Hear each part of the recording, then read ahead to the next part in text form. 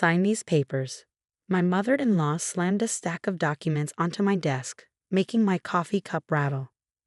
Her face wore that familiar look of contempt I'd grown used to over the past 5 years. I'm Amanda Chen, 35 years old, and I own one of the most successful tech consulting firms in our city. Well, at least I did until my in-laws decided they wanted to take it from me. What are these? I asked calmly, though my heart was racing. Transfer of ownership papers. It's time you handed the business over to Richard. He has an MBA, and know how to run it properly. Richard, my brother-in-law. The golden child who'd never worked a day in his life, but somehow believed he deserved everything handed to him. I looked at my husband, Tom, who stood quietly in the corner of my office. His silence spoke volumes. After 12 years of marriage, he still couldn't stand up to his mother. This is my company, I said firmly. I built it from nothing. My mother-in-law laughed, that shrill, condescending laugh that always made my skin crawl. Oh, please. Everyone knows your grandfather handed you the seed money. You just got lucky. Besides your family now, and in this family, the men handle the business decisions. I thought back to my grandfather, who passed away 6 months ago. He was more than just my grandfather. He was my mentor, my inspiration. Yes, he had helped me start my business, but not in the way they thought. Margaret, I addressed my mother-in-law. I won't be signing anything. She straightened her designer blazer, her perfectly manicured nails tapping impatiently on my desk. You ungrateful little. Do you know how much we've done for you? We welcomed you into our family despite your background. The least you could do is show some appreciation. By background, she meant being half Chinese and coming from a middle-class family. They never let me forget that I wasn't from their social circle. Mom, Tom finally spoke up, but his voice was weak. Maybe we should discuss this at home.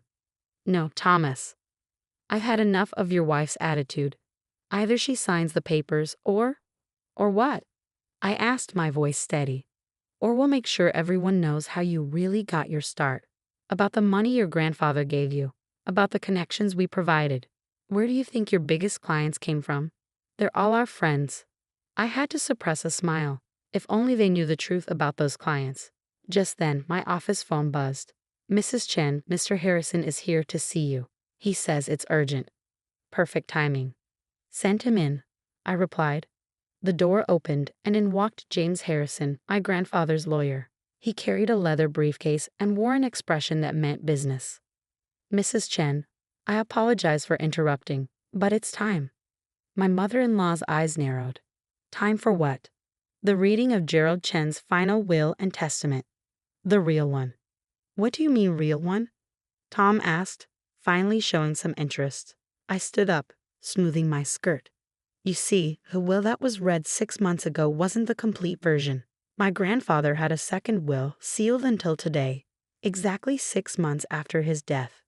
Mr. Harrison opened his briefcase and pulled out a thick envelope. Shall we begin?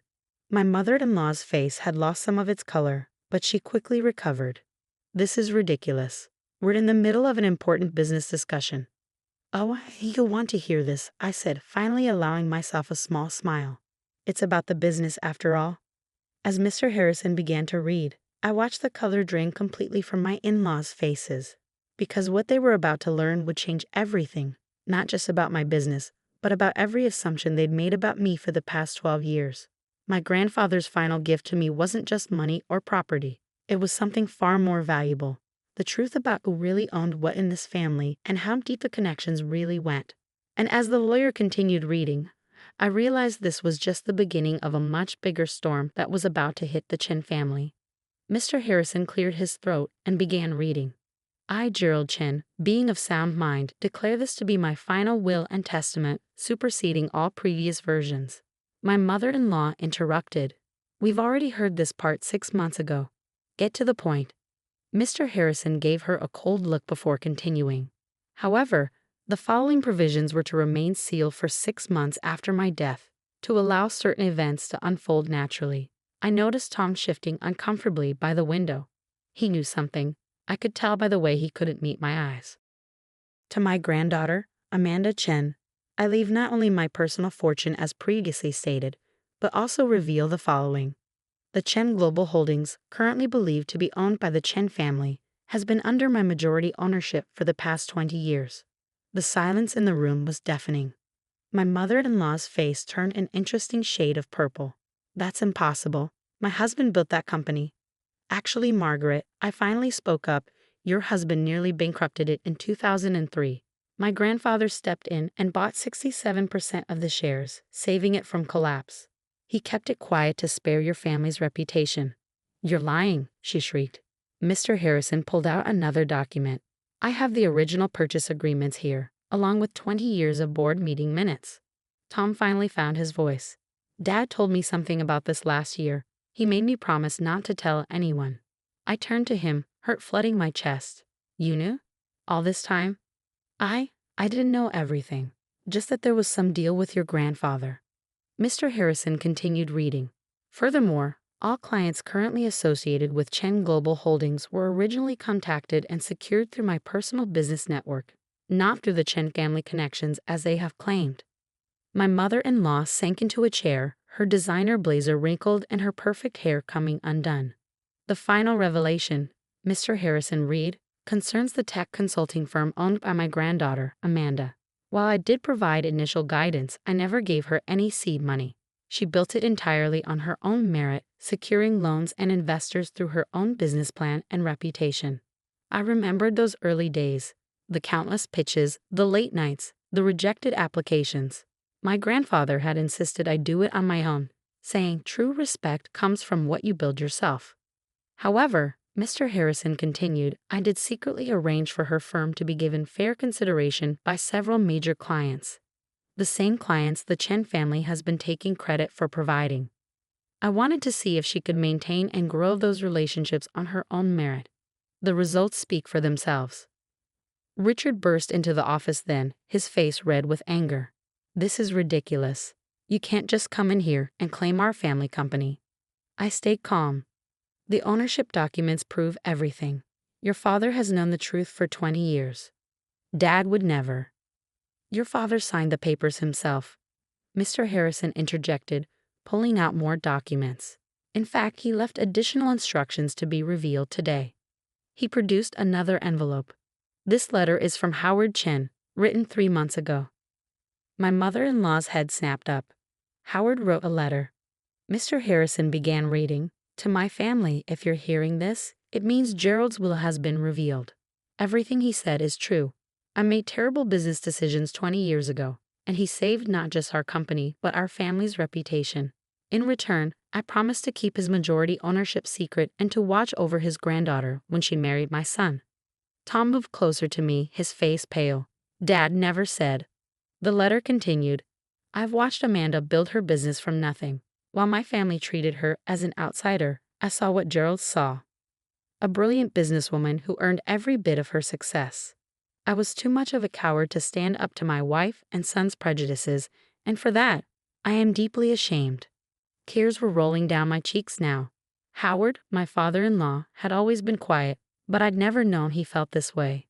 Therefore, Mr. Harrison read, I, Howard Chen, hereby announce my retirement as CEO of Chen Global Holdings, effective immediately upon the reading of this letter.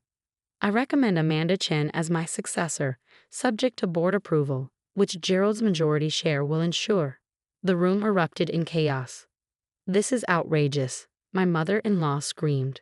Richard knocked over a chair. She can't run both companies. Actually, I said quietly, I can. I've been preparing for this for the past 6 months. My company's management team is ready to take over day-to-day operations while I focus on Chen Global Holdings. Tom stared at me. You knew? All this time you knew? I found out the day after grandfather died. He left me a private letter explaining everything. He wanted me to wait, to let the truth come out naturally, to give everyone a chance to show their true colors. My mother-in-law stood up, straightening her blazer one final time. This isn't over. We'll fight this in court. Mr. Harrison smiled for the first time. You can certainly try, Mrs. Chen. But I've spent the last 20 years documenting everything. Every insult, every attempt to undermine Amanda, every discriminatory comment, all documented and witnessed. Do you really want that becoming public record? She froze. Additionally, he continued, I have here several documents showing questionable financial transactions made by Richard through company accounts over the past 5 years. Richard's face went white. Those were approved expenses. Personal vacation homes and luxury cars charged to the company. I doubt the IRS would agree. Tom finally stepped forward, standing beside me. Enough. Mom, Richard, it's over. Amanda has earned this. You're taking her side? Richard spat. After everything we've done for you. Yes, Tom said firmly. For the first time in our marriage, I'm doing what I should have done years ago. Supporting my wife. My mother-in-law grabbed her designer bag. I won't forget this betrayal. Any of it. She stormed out, Richard following close behind. When they were gone, Tom turned to me. I'm so sorry, Amanda. I knew bits and pieces, but I never. I held up my hand. We'll talk about this later. Right now, I have a company to run. 2 companies, actually. Mr. Harrison packed up his briefcase. Everything is in order, Mrs. Chen. The board meeting is scheduled for tomorrow morning. Your grandfather believed you would face this moment with grace and strength.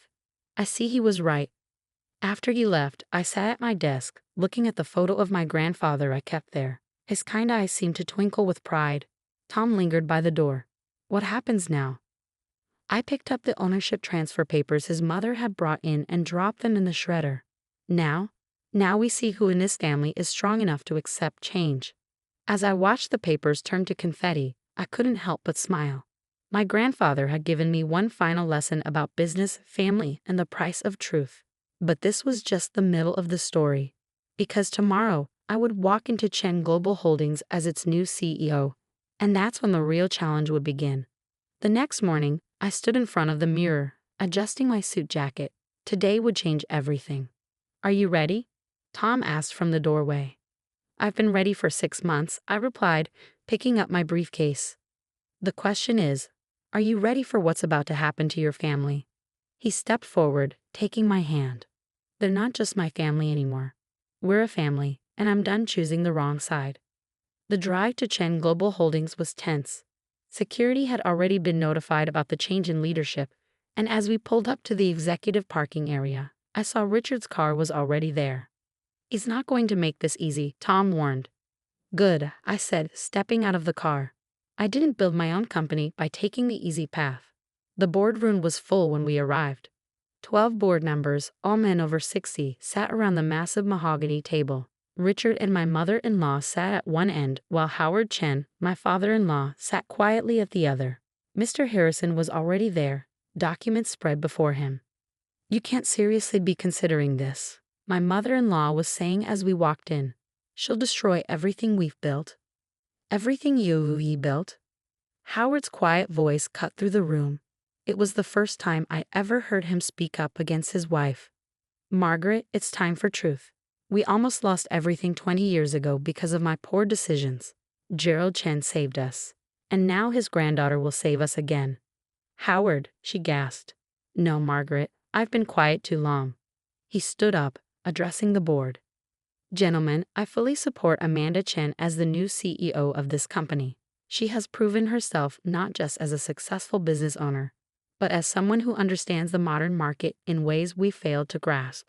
Richard slammed his hand on the table. This is insane. She's not even a real Chen. Actually, Mr. Harrison interjected. According to these documents, she has more right to the Chen name than you do, Richard. Would you like me to explain why? Richard's face went pale. He knew what those documents would reveal about his own business dealings.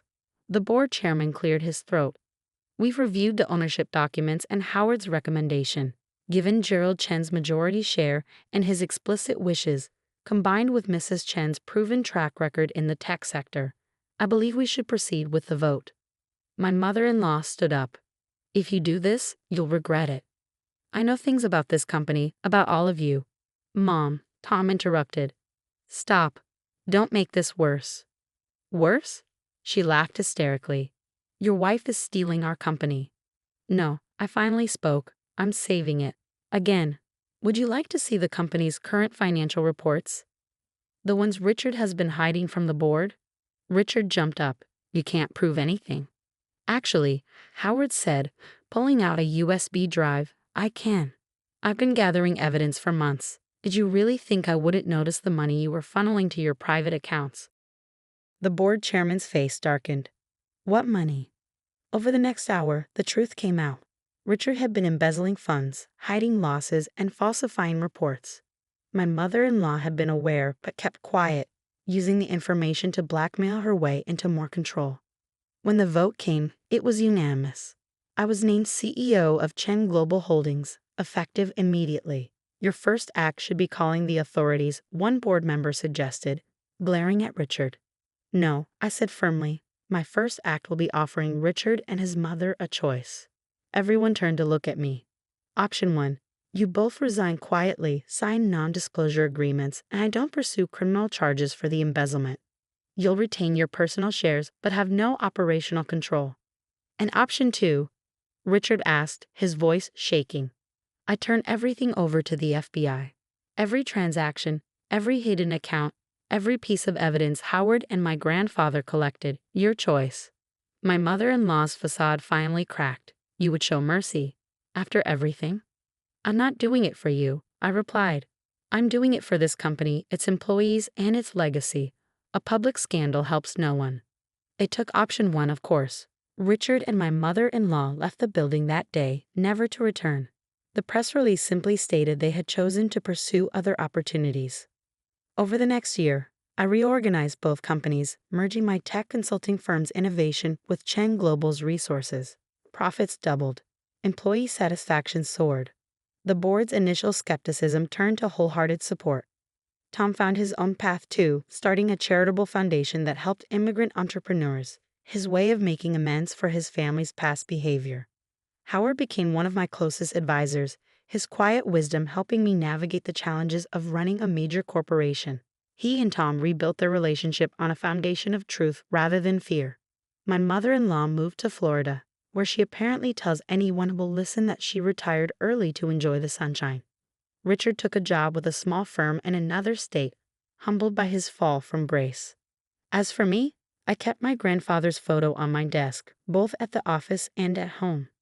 His final gift wasn't just the company, it was the chance to prove that success doesn't come from family names or connections, but from hard work, integrity, and the courage to stand up for what's right. Last week, as I sat in my grandfather's old office, my office now, Tom brought our daughter by after school. She's 7, and already shows the same determination I had at her age.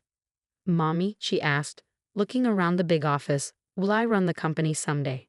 I smiled, thinking of my grandfather's words. True respect comes from what you build yourself. That's up to you, sweetheart, I told her. You can run this company, start your own, or do anything else you dream of. The most important thing is to do it your way, with integrity and strength. She nodded solemnly, then brightened. Like you did. Yes, I said, hugging her close. Exactly like that.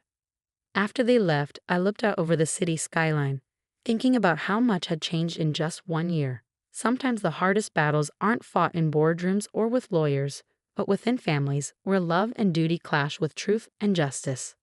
But in the end, the truth always comes out. And when it does, you find out who really deserves to be called family. Thanks for watching. Like and subscribe for more stories. See you in the next video.